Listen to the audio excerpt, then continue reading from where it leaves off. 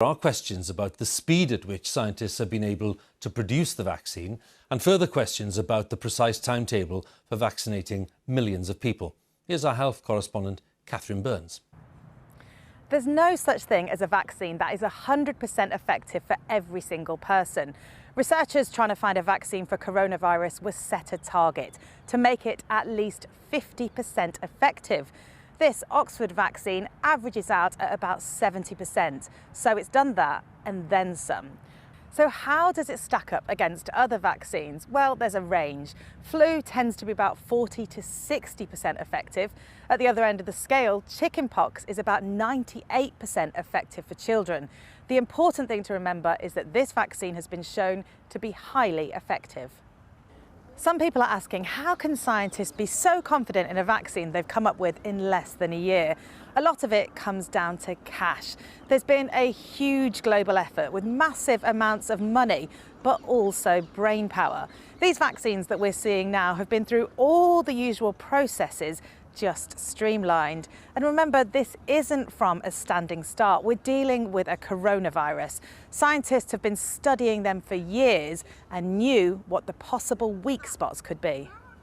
More than 10,000 people have had this vaccine so far. None has had any serious issues. There are the kind of side effects you might expect after a vaccine: a sore arm, maybe a headache, temperature, or feeling a bit fluey for a few days. The team behind this point out that normally vaccines that are regulated in Europe might have safety data on 3,000 to 5,000 people, and they have thousands more than that and have been following them for months.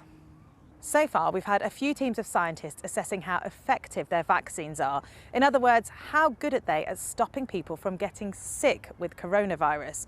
What we don't know yet is how long they'll offer that protection for. Another unknown is how good they'll be at stopping the virus spreading. For example, if someone is infected, doesn't have any symptoms, but could still pass it on to other people. There are some early positive signs on this from the Oxford trial, though. If you want to pick which vaccine you'll be given, the short answer is no. The slightly longer answer is that the UK government has ordered 100 million doses of the Oxford vaccine, more than any other, so it's most likely you'd get this one.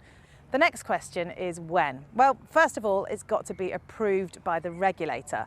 And once that happens, there are about 4 million doses ready to be shipped out. So we could see some of them before Christmas.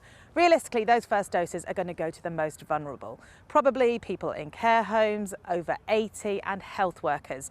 After that, it'll get rolled out across the rest of the winter and spring. And that was my colleague Catherine Burns, our health correspondent, answering just some of the questions that you've been sending in during the course of the day.